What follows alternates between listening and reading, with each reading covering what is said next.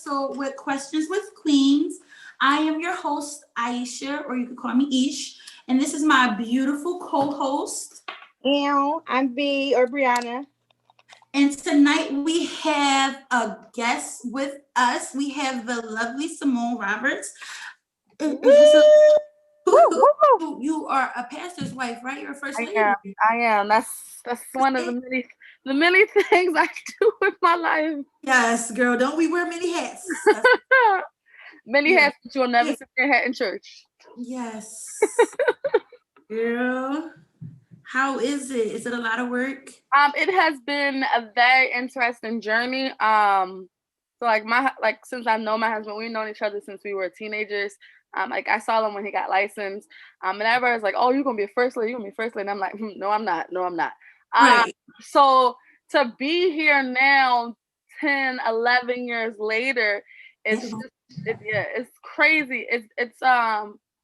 It's more than what you see when you take it serious. Right. Because there are so many lives now that is attached to yours, and it kind of puts another level of accountability on you to make you like really keep your stuff together. Almost said a word I shouldn't say. It's the pastor's wife. It makes you keep your stuff together. Because there's so many other people like, oh, if she doing this, then I'm gonna go do that, and it's just like. And I can imagine it would get hard because so many people probably look at you like you are a pastor wife. You're supposed to carry yourself a certain way. Oh, you're not supposed to do this. You're not supposed to make mistakes. You're supposed to be perfect. Yeah. How do you handle that? I've always been a lack of better words, a rebel. So I've never I told the people from the beginning, I'm not the average first lady. So like, even when we first got to the church, they wanted me to sit in the first row, and I'm like, well, first I got a 1-year-old. I'm not sitting up here. She gonna be crying. They'll go, "Oh, you're looking at my daughter like she crazy." I'm gonna go sit in row 6. Right. With the rest of the kids. So for me, one of the biggest things is that I am mindful that there are people watching me, but I don't take that on and switch who I am. Right. It's so easy to get caught up in what people expect of you. Right. You know yourself and know your truth. That's all that matters. And if you like it, you like it. If you don't, you don't. I'm still gonna love you. I'm gonna still, pray for you. I'm gonna still keep it moving. Right, but you're gonna be who you are. How long have you and your husband been? You said 10 years. Y'all have been in the church, right?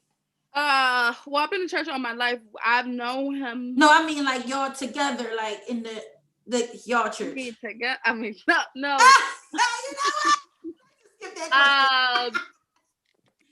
2009, so that's 10 years. I can't count. 10, 11 years.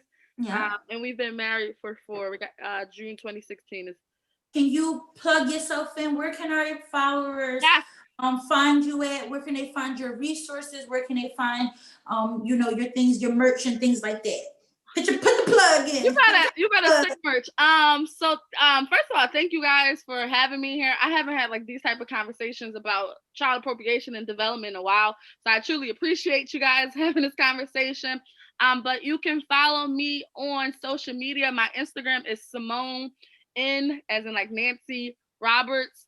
And then my website is www.simoneroberts.com. And that has my binders, my books, the different workshops that I do. You guys plugged it, so I'm gonna say it now. On Black Friday, I will officially be launching my apparel line. So I'll not even know it. Yes. So I will have y'all was first. So I'll have shirts, t-shirts, hoodies, beanies, mask, and I got a couple other special offers that I'm working on. So today's topic, we're going to be talking about age appropriation as it pertains to our young people and our children. All right. So we're just going to jump right in. We want to remind you guys to follow us on all of our social media platforms. We are on Instagram. We are on Twitter. We are on Facebook. Wherever you want to hear your podcast, we are there. Spotify, YouTube, we're everywhere. Okay. So let's get right up into it. All right. So what is age appropriation? Who wants to start? We're gonna go with you, B. What is age appropriation to you? Age appropriation, just the definition, I just think what's appropriate for what age. Like, Right. So And the aspect, I guess, that we're going to discuss more so for like children and home life and stuff like that, I would just say, yeah, like what do we deem appropriate for our children or the children that we see in society and stuff like that. But just basically, yeah, like what age can do what. right. Simone, what do you think? So I've gone through a lot of trainings with this in my old job, but we always heard taught that age appropriation is literally based upon a child's development in their social skills and their behaviors and what you believe to be behavior norms. So like those are kind of like broken into groups depending on who the person is. So like how I have known child appropriation. So from like newborn to 4, 5 to 9, 10 to 12, or Right. 15, 14, 18, and then so on and so forth. But it's similar to what B said, that the behaviors that we deem to be appropriate or suitable for a child's age. Right. I agree. I definitely agree with that. I believe it is child-friendly behavior or behavioral norms that we agree that society agrees that is either appropriate or inappropriate for a child or where they at developmentally, if we're speaking like learning wise. All right. So tonight we're gonna stick to our children between the ages of, let's just go from birth to a good like 16ish. We're going to cut it off at that mark because after that it gets a little, well, I'm grown and I can do this. So we're going to cut it off right there at that 16 mark. So all of our questions are going to be geared towards that and our opinions and things that we think necessary around that. So let's do, why do we feel like it's important to know the developmental stages or milestones of your children? I would say I think it's definitely important to educate yourself on how children are going to react. Just because number one, we're not them. We don't know what they're thinking, how they are perceiving things that we're doing for them. We might think as adults or as parents that we are doing everything that we need to do for them, and we're not asking them like how they feel about it, trying to see the changes or decreases in how their behavior is or anything like that. So I think it's definitely important for families and parents to learn what the age appropriations are for each age. What about you, Simone? Yeah, I agree with that. I definitely think that it is important to know the differences, to kind of use as a base or foundation. I believe that in every age there is special cases, for lack of better words, where one thing that you might deem appropriate may be not appropriate for a different household. But I think overall it's important, because at one time or another we are all going to have to uh, interact with one of these age groups. So knowing what it is, like, for example, I'm not going to give my 2-year old, a pair of scissors by herself and let her go do whatever she wants, because that is not appropriate for her age. While I'm not going to, blend up a food for a 16-year-old, because that's not appropriate for the age, depending on if there is a circumstance that calls for that. But it's important because those are the conditions that will help you kind of navigate through your interactions with these children. Right, I definitely agree with you guys. I think it's very important. I think it's very important for you to know your child's developmental stage, because as all children do grow and develop differently, there is certain things that our children should be hitting by certain marks. So if your child is not hitting those things, you'll be able to get them the resources and the attention and help that they need early on, rather than if you didn't know that they're supposed to be, let's just say, crawling or playing with a ball or saying 10 words or whatever, you'll be able to get them the help and get it early, because the earlier you get that help, the better off they'll be able to, jump back on track. I also think it's important too, because you don't want to be trying to teach a 2-year-old how to do addition or subtraction or multiplication, and you're basically ignoring the things that you should be teaching them at that age. So it's definitely important. and it makes it better for you as a parent or a teacher or whatever. It makes it easier because it's like you're not stressing yourself out like, oh my God, you're not getting it. Why? I'm just teaching you. If you're teaching them age appropriate things or doing age appropriate things, it'll make your lessons and things like that a lot easier. You won't be so stressed on like why you're not getting there or yelling and screaming and pulling your hair out. Yeah. So I think it's definitely important. So as parents or as teachers, how do we find age appropriate lessons or resources for our children? Like, what do you guys suggest you should be doing? Let's just say from 0 to like a good 5 years old. So I'll shameless plug myself. So my newest business is Simone Roberts Resources, where my goal is to create resources that are age appropriate, and not just age appropriate, but appropriate for their minds, appropriate for where they're supposed to be in their learning track. So one of the biggest things that I do is that I create an interactive learning binder where I am a teacher also, let me put that out there. So where I have found various different topics and activities that are geared to that age and what are things that they know. So for example, while with my 1-year-olds to 5-year-olds, I'm very most focused on that recognition and that initial knowledge. With my older kids, you're working on those fluency things, because now you're about 6, 7, you should know those letters. And now you're working on how can I put those letters together to make words? And now how do I put those words together to make sentences? So being able to go through the steps, that is one of the big things. Also, using the resource that we have at the internet. We are in the house right now. Everyone has the internet. So there is so many different articles and websites and resources out there so that you can make sure that you are getting your child this help, like you said, that they need the necessary tools so that they can be successful, so that they can be on track. And if they're not, just like you said, that you can then, find that help or find that extra tutor or find that extra resource so that your child can be at the developmentally on track to what is expected by not just your household norms, because we can have our norms at home, like, okay, this is appropriate for the kid at our age, while when you go out into the world, it's like, they look at you like you're crazy. Like even now, like this is my, like being very transparent, my daughter is 2 years old. She can talk, she can count, she can use some sign language, she could do all these different things, but she still has a pacifier. And while you look out in the world, and she's potty trained, so they're like, oh, you got this child and you potty trained this, that, and the other, while she got the pacifier. And while it's not appropriate in the world, it works in your household. My sanity is appropriate, and it ain't messing with her teeth. I got the one that was orthodontist approved, and she can still do this, and she's on track with everything else, and she can talk very clearly. I'm okay with it because that is what's appropriate and a resource in my house. That pacifier is a resource.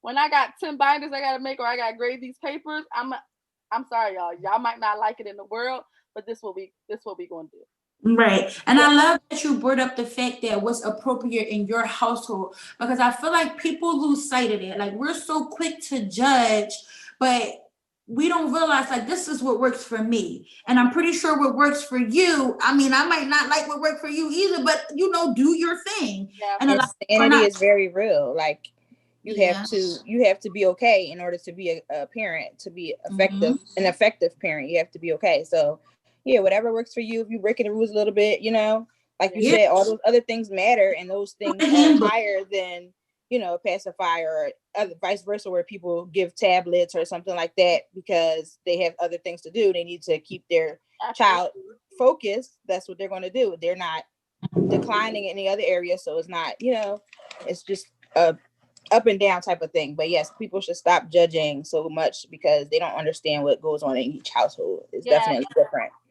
And even going back to that with the whole household versus what the doctors say or what's appropriate age wise. So sometimes those things have to kind of coincide as well. Like if you on the teacher side, you need things to be going on in the household as well for it to be effective, for it to work. You know what I'm saying? Like potty training, stuff like that. If they're doing it at school or at daycare, they need you to carry that out at home as well. So you can't be not doing it at home and expect it all to fall 100% on the daycare facility or the education facility, whatever. It has to come full circle. Kids, the teachers too. I'm a 5th grade teacher, so when I'm teaching y'all kid at home, I need y'all to reinforce it when they get to you by themselves off the laptops. Okay, I need you to reinforce. Exactly. It has to come full circle. That's a really good point. The reinforcement of it on vice versa. If it's happening at school, we need to reinforce it at home. If it's happening at home, we got to reinforce it at school. Exactly. Yeah. I think too, with going back to like what works for you, because I know like I'm a mom of twins. So I know when my doctors were telling me like, oh, they shouldn't sleep together, they should be in separate cribs, they should be doing this and this and this and that. And They be saying that? They told me not to let them sleep together. And I told them like, listen, I guess I was breastfeeding both of my babies.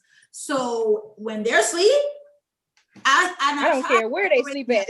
Yeah, I tried to separate them and they would literally just cry their eyes out. I'm like, you have to realize they were used to being together in the womb. They're twins. And that's how they slept. They literally slept like they were in the womb. Yeah. So I didn't separate them. And they were like, oh, SIDS and this and that. I said, listen, I'm at this doctor's appointment with them, right? So SIDS, nothing. Like I get it and I definitely get it, but what works for me is like it's not something universal. It's not going to always fit for my household. Especially with constantly changing, and the education field is constantly changing. It's something that's always changing. It's never going to be one thing fits for everything. Like the theorists and stuff like that. Yes, they had a theory, but there's definite people that are working on those theories that bring out different programs and different education tools and stuff like that to help carry that out their initial thought. What worked in 1710 is not working in 2020. That's a big thing. So many are not willing to adapt because it's just like, it worked for me, so you need to do it that way. And, even like the conversation that me and Ish were having earlier about like within the church and everything, we are used to it just being in a box. In parenting, in no way, shape, or form, it comes in a box. You can read 16 mommy books or parent-to-be books. At the end of the day, what's going to happen with your child is one thing. And while you can have those conversations, be mindful that you are letting them know, like, if this is what you're going to do, like going back to that pacify thing, Sydney, this is what we do here. However, when you're at school, that's not the standard. And it's to the point now my daughter will literally, here you go, mommy, as she walks in. And that's what it takes. And that's what it takes because, you have to be willing to adapt. And so many, like we get so caught up. I was watching the other day, Jada Pickett Red Talk, where she was talking about mommy shaming, and we get so caught up in judging other people, and it's just like, okay, are you doing everything perfect? And it's just like everyone's learning. This is a process. This is new. It's not easy. It don't matter if you have 5 kids or 1 kid. It's going to be different each time. So I'm trying to make it seem like it's a one size fit all. It isn't. It isn't at all. Especially being a mom of multiple children, like not just multiples, meaning twins, but I have a set of twins and I have a 6-year-old. And definitely the things that my 6-year-old, like that my twins are doing now, my 6-year-old was doing a lot more than they are doing now. And I'm okay with that. I'm not like, oh my God, your sister was doing this, you guys are behind, and this, like I'm literally not that, because I feel like even with parenting them is different. My set of twins, yes, I had a set of twins, but they're still individuals. I still parent them both different because one of them is very, very sensitive and the other one is really, really like rock hard solid. Savage. She might have came up. Yeah, like I don't know. Like I think she might have been here before. That's like, so even with being a mom of multiple girls, like I literally have to parent them different. So it's not a one size fit all thing when it comes to parenting.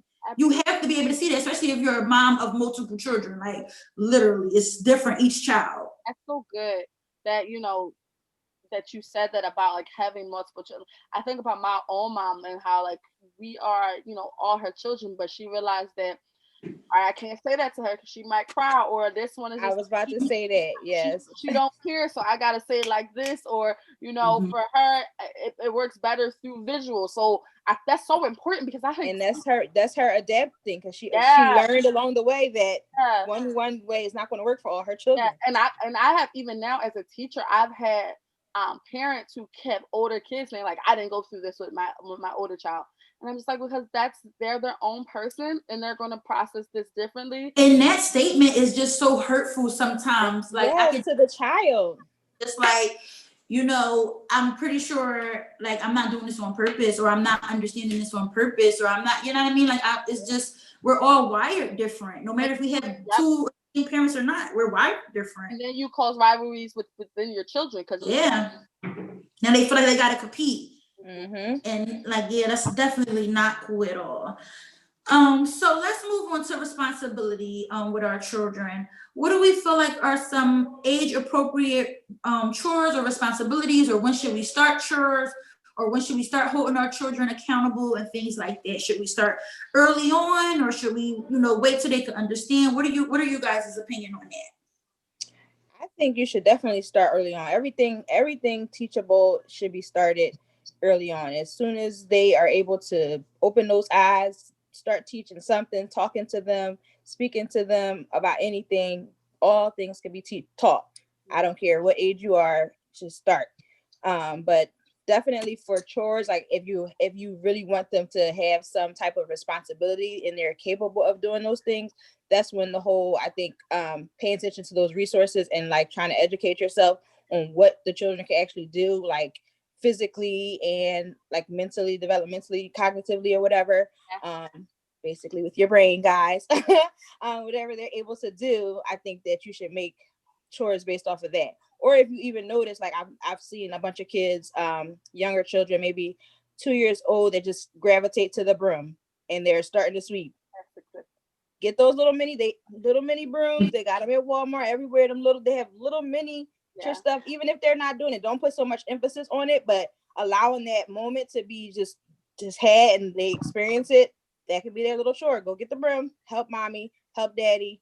We're cleaning up, and just start to do stuff like that in a fun way, not to put too much emphasis on it. But I think it should definitely start young and just have fun. I agree wholeheartedly.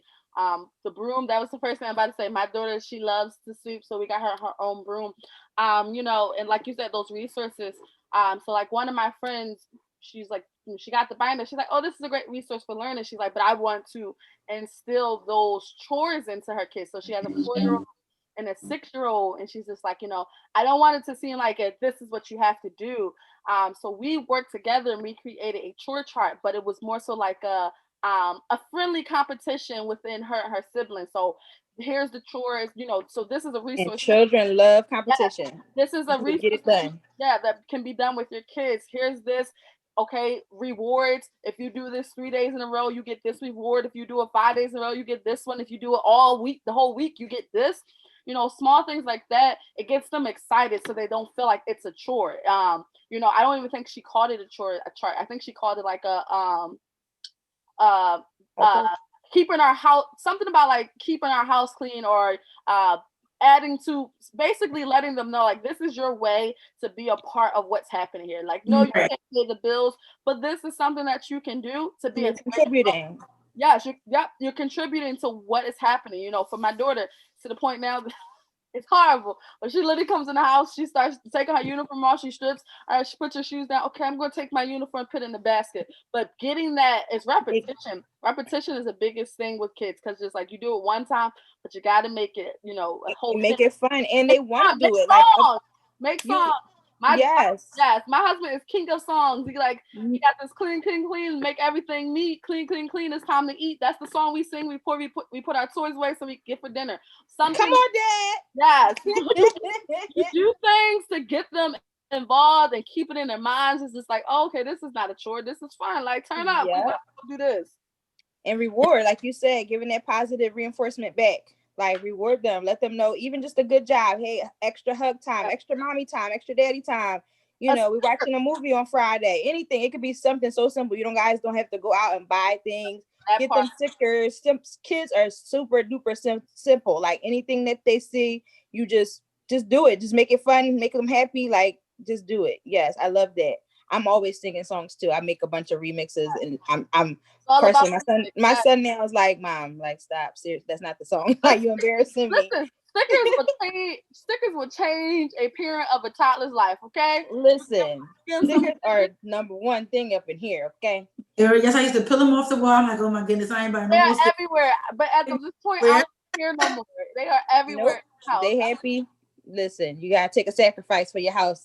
And when they get of age, they clean the walls. Okay, there you go.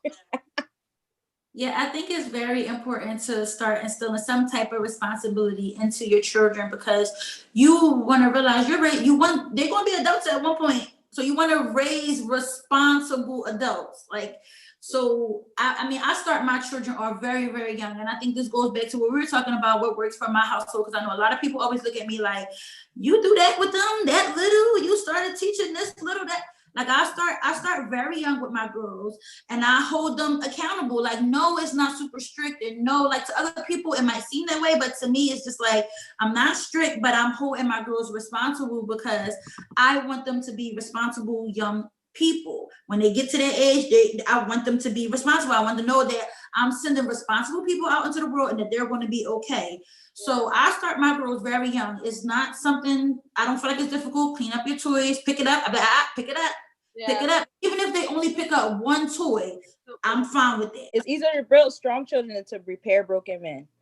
That's you want to start teaching them young because sometimes, I mean, it's not impossible. You know, I always say that it's not impossible, but it is a little bit harder and a little bit more challenging to try to start instilling these responsibilities into an older child. So I feel like, you know, this is why I'm saying it's very important because you don't want to raise entitled children. You don't want to raise irresponsible children either. So I just feel like once you start seeing them cues, or lazy ones, you have to reinforce that responsibility and being appreciative and working and letting her, like, because I let her know all the time, like, money don't grow on trees. Mommy and daddy literally works for everything that you have, everything that we have, everything that, you know, we are able to afford you. So I feel like it's very important to instill responsibility starting young because baby, at 6, it gets a little harder. Yeah, and I think that you said a very key thing that, you know, I've been trying to be very mindful of with myself and now with my daughter about appreciation. And when I think about appreciation, I think about it's how important it is to reframe. Like that's my whole business, being able to reframe and retrain your brain to find what works, right? And so now I'm realizing that, okay, this is where we were, this was working.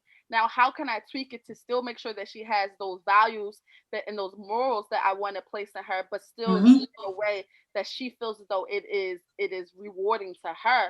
And that's so important because a lot of times, like even with that whole the no and you know why, and it's because I said so. But in reality, when we do that, we are creating negative things within our children because now they're going to feel like, okay, somebody said no, I don't have to challenge it. So now we have ones who are passive or those who are, you know, become aggressive and become the ones like, because I said no, because I said so, and that's that.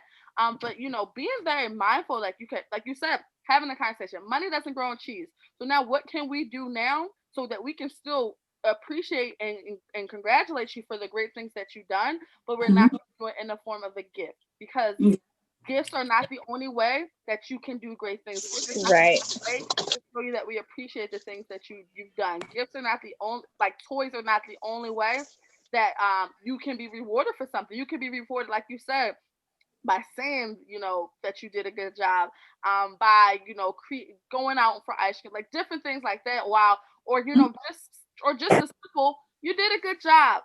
As simple as that. Yeah. I realized that we created a monster.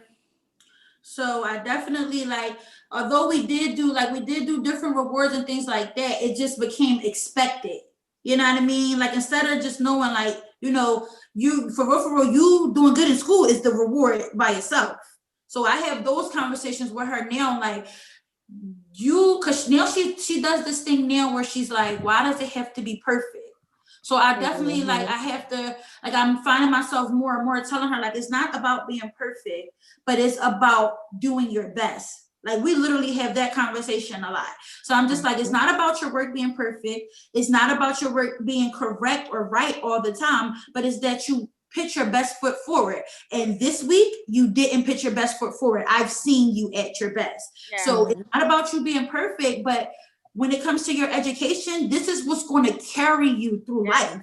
This is what's going to get you to places that you want to go. You want to hold your kids accountable. And like you said, it's not, your work has to be right because I said so. Because they don't understand because I said so. Okay, we are the parent, we know. But what is that? What are you teaching them? What does that mean? Yeah, they don't understand. And Like, they're not challenging you when they say that, but they're literally just asking to understand. Absolutely. You have to realize kids never been in this world before, so everything that they're learning, they're either learning at home or they're learning at school. Absolutely. So they're asking you just because they're curious, not because they're challenging you. They have so much more things accessible to them that opens their eyes to more things now than we did. You know, that probably did work for us back when we were younger and our parents said that to us, or their parents said that to them and stuff like that. But they didn't have as much, like they couldn't go on Google and find out why something is this or what this looks like, or can't call their friend or get mad and post something on the internet. Like, they have all that stuff accessible to them. So you need to be the one that's giving them the education before they go out and find it or get curious from something else and find the wrong thing, when you could have just literally just told them, hey, I'm doing this because this, or you made me upset because of this. And it's teaching them emotions and how to speak for themselves too, and advocate for themselves if they're feeling a certain way. Absolutely. And people look at me like I'm crazy because I talk to my 2-year-old like she is very, and they're like, she don't know what you're saying. Okay. Yeah, she does. She very much so does. And if she doesn't fully comprehend it right now, she's learning this as a framework on how to have conversations. Okay, why are you feeling this way? Okay, what happened to make you feel this way? Okay, she might not be able to say in a full sentence, but she can point to different things. You know, one of the things that I do now in her binder, so we have emotions, because I feel like that's a big that's how girls are. Kids need so big about emotions. But I tweaked hers, you know, because I'm extra. I didn't offer this to other people, but I tweaked it to different things and people that cause her to have these type of emotions. So like, for example, one of the things is that she gets very angry when she can't have her iPad. So now she'll say, "Mommy, I'm angry," and it used to be like, "Okay, what is making you angry?" And she couldn't say it. So now reframing. Being adaptive to that child's development, I'm going to have pictures out because she can't talk a full sentence like a 6 or 7-year-old can. So to point out to some options. Grab and okay, so this is that. This is that. Okay. If you don't do the pictures thing, having conversation. Are you upset because of this? This? Okay. What did you have the conversation? Why did mommy do this? Why did mommy take this from me? Why did mommy take this conversation? Having a conversation, and we think it's like, oh my God, like they kids. But if we don't do it now, when they get 6, 7, 8, they're gonna be like, girl, don't talk, like, why are we talking about this? You have to or it's going to reverse. It's going to be like, well, I did this because you asking them, well, why did you do this? Or what happened to you? Or if they're going to school, what happened to you? And they're not going to have the language to be able to tell you what happened to them or what made them angry. Or play by play of what happened at that daycare. Okay, play by play. Exactly. Where are they going to find the words if we're only just shutting them down, saying, "Oh, it doesn't matter because I said so," or just no and no why behind it? Or if we have that mindset of they're too young to understand. My girls are 1 year old. So since they have been in the room, I've been talking, reading, doing all of that. And people looked at me like I was crazy too. But even now, I talk to them in full sentences. I don't do baby talk. I don't do none of that because they weren't talking at one point, but now they're talking. And to me, I'm like, I understand what they're saying. I know you get smart, or I know you're not getting smart. I know you saying this. I know I can understand my kids, but they're my kids. I'm around them all day long. But even though they're not saying full words or sentences, it's just even if it's a blah blah blah blah blah blah blah blah, I know it's a response, and that's all I'm looking for. If I say, "Hey, get down off that table," my youngest twin, she's always like, and that's just her response. I'm glad that she's saying something. She's responding, holding her own type of conversation. No, it may not be words, but that's her language. You know what I mean? So it's just like, no, they're never too young to understand a conversation. It's a response. A back and forth response that you're looking for with them so young, because they're understanding like, hey, you said something and now I'm supposed to respond and say something, or I'm supposed to stop this or stop that. They understand when you say stop or get down, they get down, they stop, they sit down, they put it down. You have to be able to communicate with your children. They're never too young for learning or conversations or anything like that. And I do the same thing that you do, Simone, with the girls. Like, they have their binder and they do like different things. They do colors, emotions, shapes, and things like that. And though I'm not teaching them, a lot of people ask me all the time. I get a lot of people in my DM asking me like, are like, how are you teaching them shapes this young? And I'm like, it's not even about that. It is literally just about them. It's a visual to recognize. Exposure. It's not When are even you going to about do it? them learning. Like, I'm not looking for them to tell me that's a square. I'm not looking for them to tell me that this is a triangle. I'm not looking for that. We're working on pincer skills. We're learning on grasping. We're using our fine motor skills, our gross motor skills and things like that. And I'm just throwing these colors in here just to introduce it. And I tell people a lot, like, especially when your children are young, the most important thing to do at that young age is introducing. You're not looking for them to understand the full concept.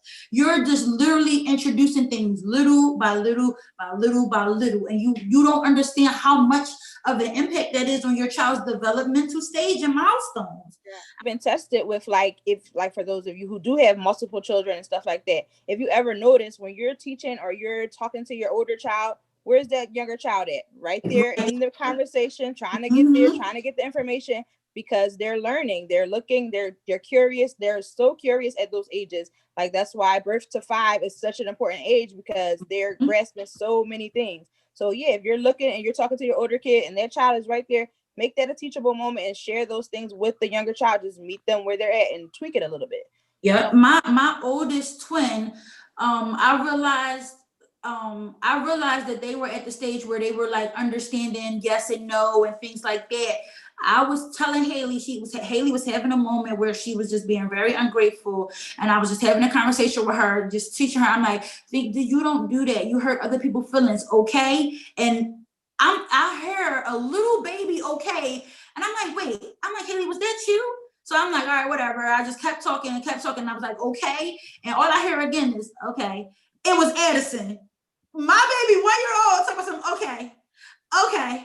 All right. I'm like, girl, I'm not even talking to you. Like, but she understands that some type of conversation is going on. Although she don't understand what it is, she understands something is happening and somebody's looking for a response. So it's very important. Yeah, as parents, we have to be conscious, or parents, not only parents, educators, teachers, aunts, cousins, uncle, friends, whoever you are. We have to be very conscious that we don't do two things. One, set expectations too high, that we feels like it's unreachable for these children, but we also have to make sure that we don't put these restrictions that we feel like the kids they can't ever do. And that is so important. And I feel like that's not only just for kids, but that's for adults as well. Yeah. To learn how to extend grace. We have to realize that this is something new for everyone. Every moment, every day, every second is a new opportunity, and we have patience.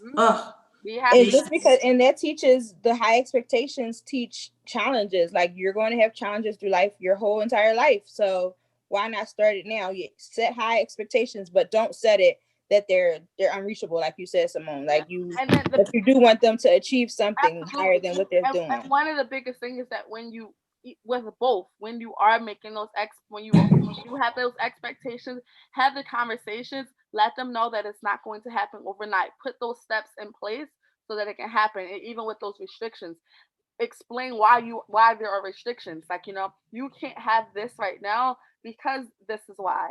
This is why I want you to do this, because when you get older, it's going to happen. So that they understand that there's context, there's a reason, there's a backstory to every single situation that we make, every single thing that we deem to be appropriate for a child at whatever age. But we have to be, one of the biggest things like that I have now vowed my life to is making sure that we are teaching children and parents to be mindful and show appreciation. So being able to, like, I appreciate that you are able to do this, but I also want you to be mindful that, going back to what you said about the rewards, that you're not going to always get a reward. Or I want you to know that I'm not letting you do this right now because I want you to get into a space where you can fully understand what it is that you want to do. And when we have those conversations, and like she's like, even when you started, I was the same way. I started very early with my daughter. Like, people like, why are you reading to her? Why do you have this? Why are you doing that? Why are you showing these colors? Why are you signing to her? But like, why not? Right. You are getting to a place where you are instilling in them to let them know that there are going to be challenges it's going to be a journey. There are going to be things that go really, really well. There are things that's, just not going to work, but but you're able to get through it when you have this mindset, when you have this background, when you have this understanding of, this is this and this is that.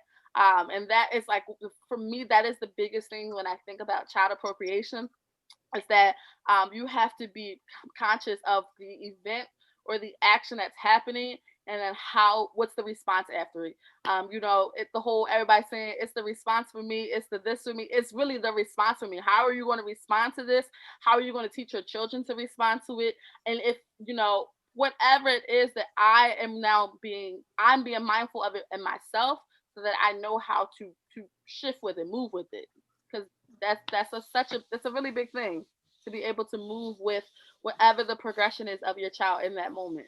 And just like you said, yeah, like even the expectations that we have, they should constantly be changing too with our child. Like, you get to know your children, and it goes back to the age appropriate thing. Like, yes, they might be one, but they are able to speak this way. So maybe your expectation might be something higher for them, because they're able to do the things that you get to know your children and learn who they are and what they can do, and then you can make your appropriate expectations that way, instead of just like, oh, they're young, they're one, so I'm not going to do this. No, your child is different. Every child is different. Yeah, I definitely agree, and I could definitely attest to that, because even with my twins, although they are twins, they are still individuals. And I know, like, when I first started with teaching them, my oldest twin, she was just not really interested. Like, she didn't really care too much to learn. She didn't really care too much to like do the learning toys or the grasping skills or anything like that. Like, she didn't really care. She would just sit on my lap and she would watch. But whereas though my youngest twin, she was just like right at it, like, oh, this is what we do. Okay, I like this. I'm gonna do this. Okay, I want to try it this way. Let me explore this. Let me explore that. Let me put it on my head. Let me taste it. She was just like all in. And then my oldest twin, eventually, like a couple weeks later, she just was like, oh, okay, so that's what we doing. All right, I'm here. The other thing we do as parents is put off on what we think we like, and we think that our children will like the same thing. Mm-hmm. Or we don't know something, so we're like, we're not going to try to teach it to our children, or I'm not interested in this thing, so I'm not going to, let my child learn that or expose my child to those things.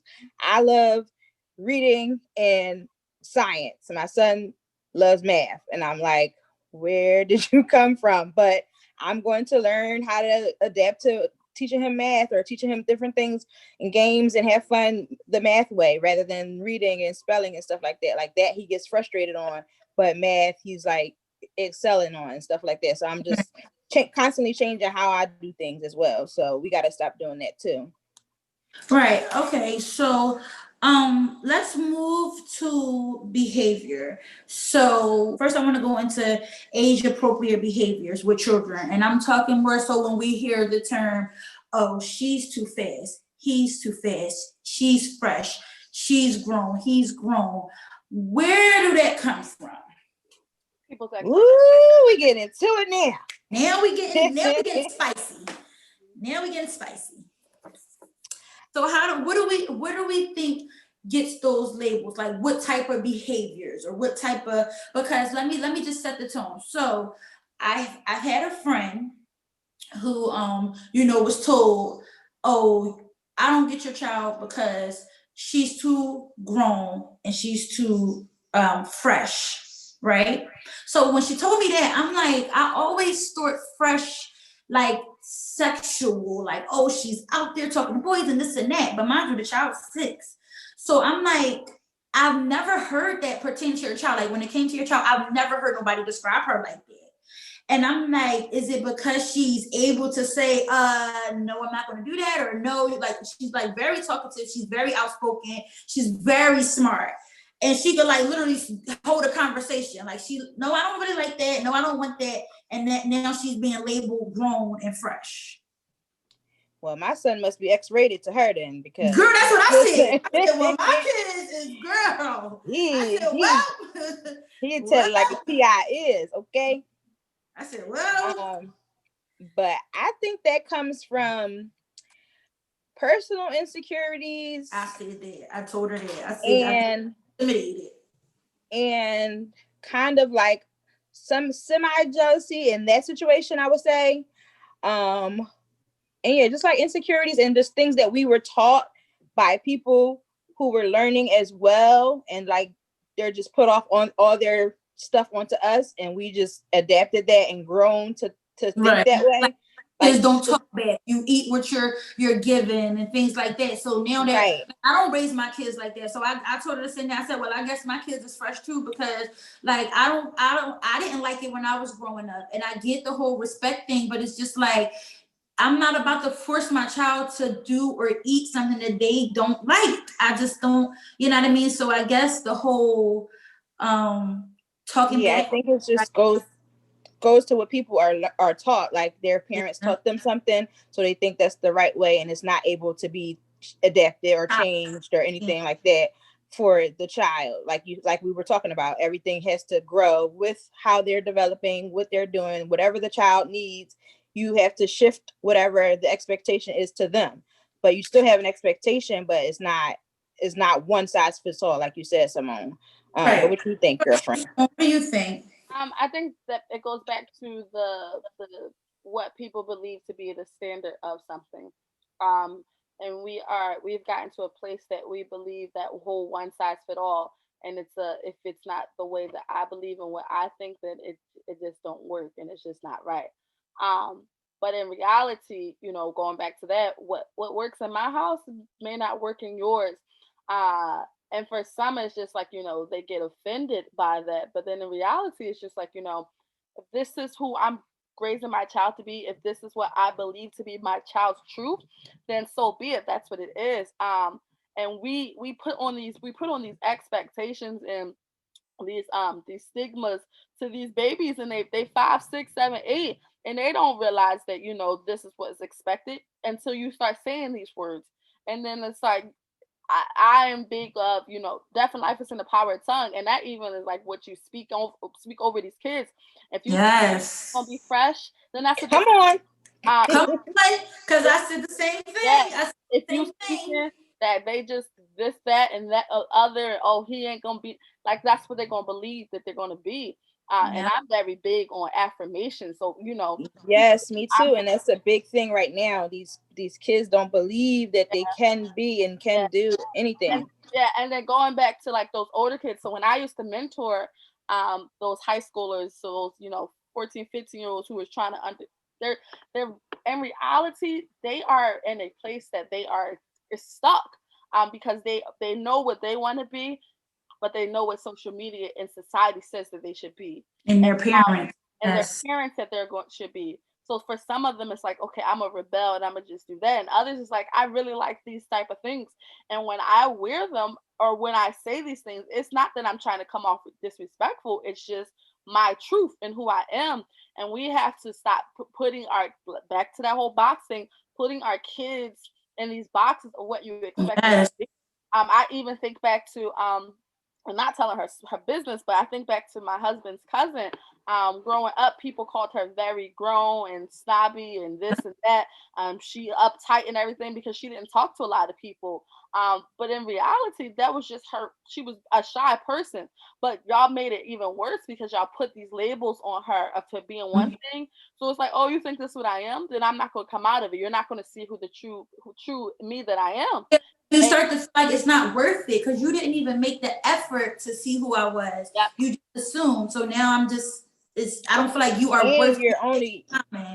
You're only focusing on the negative. What about the positive things they can be? You are just literally just talking about that one thing that they're doing. That's a deficit. And now that was clothes that y'all talk about and saying it was too grown and too tight and everything, she making money off of it with her own line of clothes.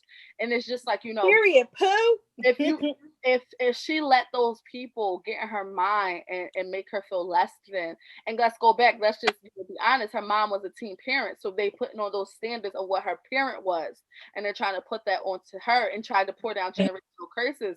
But in reality, luckily, she had a mother. Although this is what happened to me, I'm going to have this conversation about what happened so that you don't go through the same thing. A lot of times we try to keep a hush hush and we repeat cycles. No, we need to have open, honest conversations. Okay, it's not that, okay, if you want to let your child have their nose pierced at 15, that's on you. That's what you think is okay and what's okay in your house. But I can't tell you nothing because I'm not living there. This is not who I'm raised. This is who you believe that you are raising and you think it's fine. Then who am I to judge you? Because if I'm judging you, then if I'm judging you with your child and what she wears and everything, that means you can judge me with my 2-year-old with her pacifier. And I want somebody to say something to me about my daughter. But nevertheless, we get so caught up in, and sometimes we don't even realize that we are projecting our own personal feelings and our own personal situations and our own personal, like, what's the word? Not circumstances, experiences, all own personal experiences that we had growing up or even now, so that we are trying to project them on these kids. And it's like, we don't got time for that. We as Black people, where's the growth? Like, how are we going to grow if we keep in that mindset? Like, oh, okay, I was doing it. Like, I hate when parents say, or our parents mostly have said, well, I didn't have this, or I didn't do that. I didn't have that when I was your age.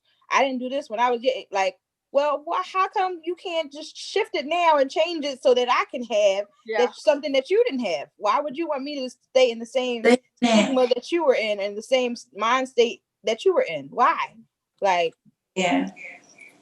I definitely think that we definitely do that. Like, we portray our own opinions on these children, and I think that, or even I feel like we talked about this on our podcast previous about what we do is we put our opinions and the way we thinking and our adult views on these children, and they don't even be thinking like that, or they don't even that's not even their first thought. They don't even know what the heck that even meant until you brought it up. Yeah, that's my number one thing, meeting them where they're at and just trying to figure out who they are without, judgments and stuff like that. Like, I think parenting and being a friend, I might get a lot of backlash for this, but I think that coincides in some way. Of course, not like allowing yourself to be, victimized or whatever by your children, or let them just run you and stuff like that. But definitely allowing an outlet for them to talk to. That you should be not so much as a friend, like he, but I am your first person as an outlet. How other people, I am the first person that you come to and you talk to about these feelings and make it so that it is okay to have those type of conversations. Exactly. But truly, truly, truly, thank you guys. If you can find my binders on my website, my books that I wrote, I'll show you my children's books. My Moni says I'm a big advocate for reading, because like you said, the first 5 years of life are the most important. But over 50% amount of children go into the 4th grade not knowing how to read. So I'm a big advocate. It's very high. I'm a big advocate for reading, so that is the biggest thing. That's my biggest resource that I have right now. But follow me, get to know me. I love you guys. Thank you again for having us. And this is a platform that's so needed. These are questions and conversations that many think about, but we don't talk about as often. But we need to have these conversations, and we have to create platforms where it is okay to be vulnerable and to tell your truth and to hear other people's truth and not so much judge it, but show empathy for it and try to understand it. So thank you guys for this. I love your podcast. I've been listening to them, trying to get myself ready. I really hope much success for you guys. Thank you guys. Thank you guys. I'll talk to you guys soon. I want to kind of shift the narrative now to where we're getting down to when we're talking about when people judge our children based off of what they wear, what's appropriate for our children to, like, halter tops and things like that. We're seeing a lot more these days. Our children are looking a little bit less like children and a little bit more like adults, and I want to kind of get into that. So what do we feel like? Why do we feel it's important to dress our children appropriately for their age? What do you think? For me, I just think we're in such a free world right now where anything is possible. Not that anything is possible that it wasn't possible before, but I feel like things are more accessible nowadays, that you just want to go the extra mile to just protect yourself at all costs. And I just mean that in every way, in every shape, form. Protect your mindset, protect your energy, protect your aura.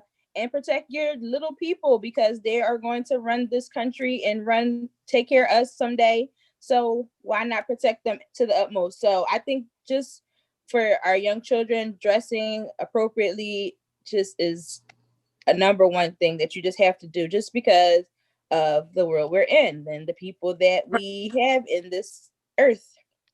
That might not be right up top. So, I think for me, like, I think it's very important because, like, you guys know, I am a mother of 4 girls. So I feel like when I think of age appropriate clothing and things like that, I just feel like, no, I'm not judging. However, there are predators in the world, and I just feel like we should let our children be children for as long as we can. Hold it. Like, there's no rush for them to grow up. There's no rush. I just feel like what's appropriate for you as an adult is not appropriate for your children. Like, if you can wear a halter top, cool, you're fine. You could, if somebody try to snatch you, you can fight them off. You can defend yourself. Although we teach our children to defend themselves, I'm telling you guys, like, I literally have been doing fire drills with my kids, and I've been teaching them over and over and over and over again. But when something happens randomly, like when I just randomly turned the fire alarm off, the reaction was completely different. Yes, they knew how to react. Yes, they knew what to do. But in the moment of shock, their bodies literally go into fight or flight mode. Not everybody is going to fight. Not even if you're a fighter, every single time you're not going to have a fight every single time. More than that, like our like we said, we had our appearance episode. It doesn't always mean that it is you, but like we said, your clothes are a statement. Your appearance is a statement. It's a language of some sort. So what are you saying if you're allowing your children to look like, these strippers, I'll say, I'm just going to put it out there, you're allowing their bodies to show, and they don't even know how to protect their bodies yet, or talk about what's being shown or what it looks like and stuff like that. You are the advocate for your child for as long as possible until they can be the advocate for themselves. So why are you allowing something that you feel be said for their body? Like, you're putting a statement out for something that you think might be cute, and they don't even have any idea what cute is or why it's cute or anything like that. Right. Like, I just feel like people make clothing for all ages, but it doesn't, just because it's your child's size doesn't mean it's for them. Just because they make halter tops in the size 3T does not mean it's for your child. Like, I just think, like, we should just, especially when we're posting our children on the internet. Now, like B said, you might think it's cute. You might think it's harmless. Yes, it might be harmless, but let's just say the world that we're living in, technology is so great that people could just alter your child into a video that they was never in. One screenshot. Yeah, it's out there on the internet, and it's out there. The technology is so advanced these days that predators literally can prey on your children and not be nowhere near. Even off the internet, your phone. Every phone has a camera. Mm-hmm. Every phone has a location. Mm-hmm. All of that stuff. You take a picture. I done seen in my phone. I took a picture of something. I never even bothered the picture. I go back to the picture. It got where I was at, the time, all that stuff on the picture. Yeah. Now, and that's another thing. People are putting so much information out on the web and things like that. You post a picture and then you use the location thing. So you are giving that person, especially like I read a blog. Y'all know I'm big on blogs, but I read a blog and it was just basically telling us all the ways that predators prey on our children, our families, and things like that. They were saying, like, something as simple as just the stickers that people have in the back of their car where it's the mom, the dad, the dog, the 2 kids. Mm-hmm. They was like, predators even use that. They can see that, oh, it's just the mom on the car. Oh, it's a mom, 2 kids, and a dog. Oh, that's it. So I know I could follow this car home, scope them out, and figure out, because that's a single mom with 2 kids and this and this and that. So it's just like we put so much information out in the world, and we think it's cute. We think it's it's just a cute little sticker. It's harmless. But people that are predators really, really use the littlest details to prey on you. So it's just like, yes, you might think the outfit is cute. Yes, you might think it is appropriate in your mind, but it's just like, Even my son starting school, I didn't even realize, like, you hype your first day of school, you taking all the pictures and stuff like that.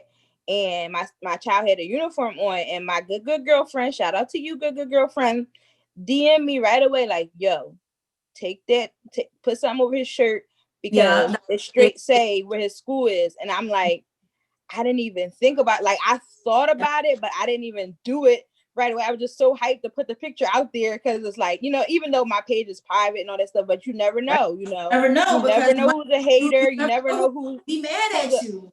You never know who's a low-key predator, you never know whose family members is predators or whatever. And it's sad to say, there is way more females that are predators than men. And I forget who and I was it's talking to, but I because was in a conversation with one of my girlfriends. I might have been Keith, I'm not sure, but we were talking about how a lady came on to, I think it was Keith. We were talking about how a lady was talking about how she used to, kidnap girls and prey on girls and get them into the sex trafficking world. She said she was even taking kids, that's and why the sex traffickers Muslim and dress the kids as Muslim and pull them out to school and things like that. So it's just like, it be the people that you don't even expect. And the sex traffickers, they use the women. They use the women to get out, because they befriend them. They get in your heart. We are nurturers. We are caring. So they get into that mold of grooming, is what they call it. And they bring you in, and they make you feel good. And, you might have a friend. If you're a teenager, they might get somebody that looks young like you and become your friend, meet you at the mall, and then boom, you're away. God forbid that happens to any of our followers, any of our viewers, but it's really real out here. So you have to be really, really careful. So it's definitely very important to go back to age appropriation with the clothing, anything like that. Anything, social media, son, anything. I feel like I do like to make him, look like the preppy look, and, try to dress him like how I like my men. But again, that's me putting on my shit to him, and he'll be like, sometimes, most of the time he love it, but sometimes he'll be like, I don't want to wear that.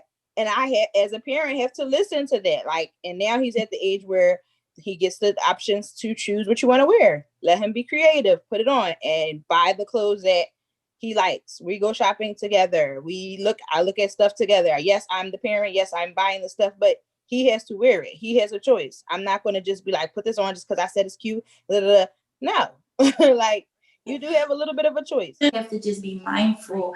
And I think, like I said, when I brought up social media, I want to go into that, like age appropriate social media.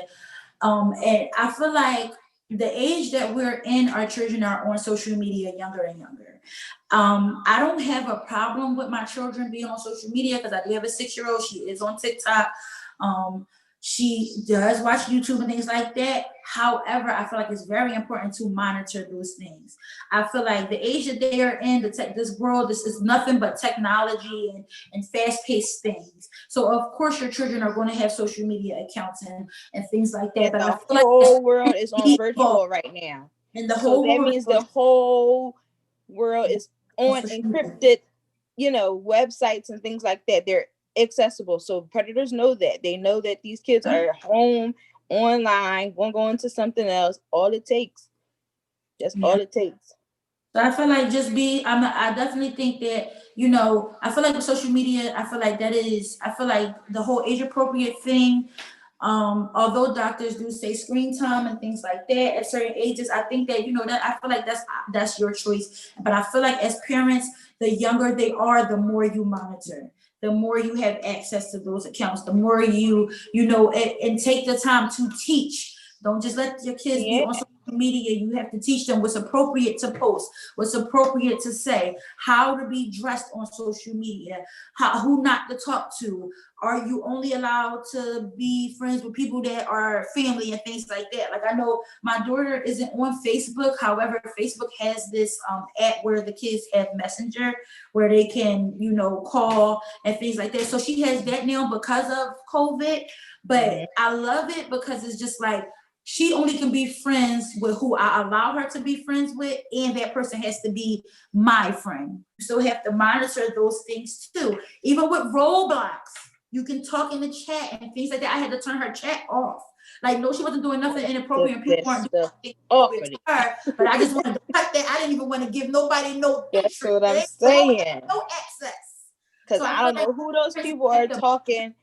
And if you like your child is able to read and stuff like that, so they can start reading stuff and put like you don't even know. It's just so simple, and it's things that those you thinking in your head is so simple, and the predator's like, yeah, I know, because the mom not gonna check that. No, you be on it. I'll be on it. I'll be like, check it, check everything. Like I can't. Yeah. I'm not TikTok. None of that. Nope, not for mine. Because he's impressionable and he's innocent. Kids are innocent and they're happy and they don't care about any of those things. So I want to protect that, but at the same time I'm protecting him 100%. Like you not gonna get that one. Sorry, no. Like no TikTok over here. We get dance together. What you want to dance, son? Boom, we dancing.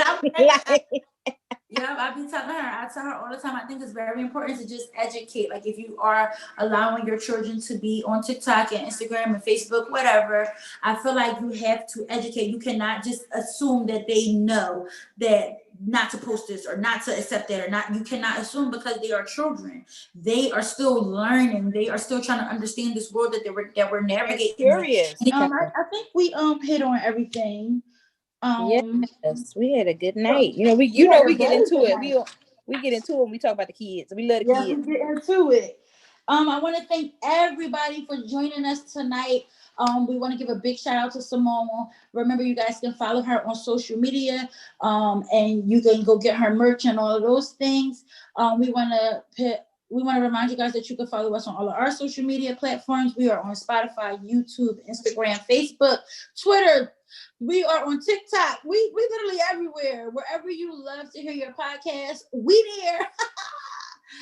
All right, guys. Have a good night. We want to remind you guys to stay safe out there as they are getting ready to shut the cities down again. We want to remind you to go. We only go out if it's necessary. Wear your mask. Stay 6 feet apart, and literally only go out if necessary. All right. Wash your hands. Count to 20. Wash your hands. Sneeze in your arm. Do the dab. Okay. All right. Good night, guys. Good night. Thanks. You're welcome.